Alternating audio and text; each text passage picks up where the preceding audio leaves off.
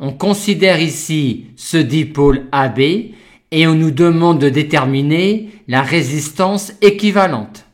On ne peut pas utiliser ce que l'on sait sur les associations en série ou en parallèle de résistance, vu que dans le circuit, il n'y a aucune résistance en série ou en parallèle avec une autre. Aussi, pour déterminer la résistance équivalente de ce dipôle-là, va-t-on devoir revenir à la source concernant la notion de dipôle équivalent, à savoir que l'on va devoir montrer que U égale R équivalent fois I, ce qui nous montrera que ce dipôle-là est équivalent à une résistance, et R équivalent dans la relation U égale R équivalent fois I sera la résistance équivalente. Pour déterminer la relation entre U et I, on va utiliser la loi des nœuds et la loi des mailles.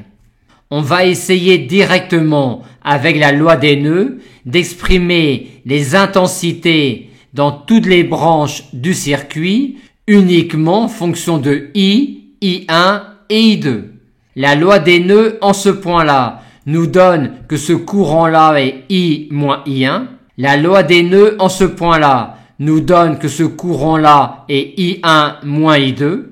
La loi des nœuds en ce point-là nous donne que ce courant-là est I moins I1 plus I2.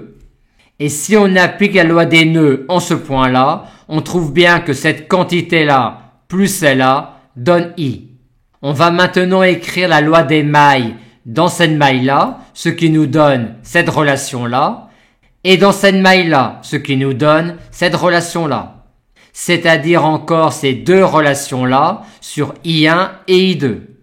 On en déduit tout de suite I2, et cela suffit, car U est égal à 2R I1 plus R fois I1 moins I2, ce qui nous donne U égale cette quantité-là, avec 3I1 qui est égal à I moins I2.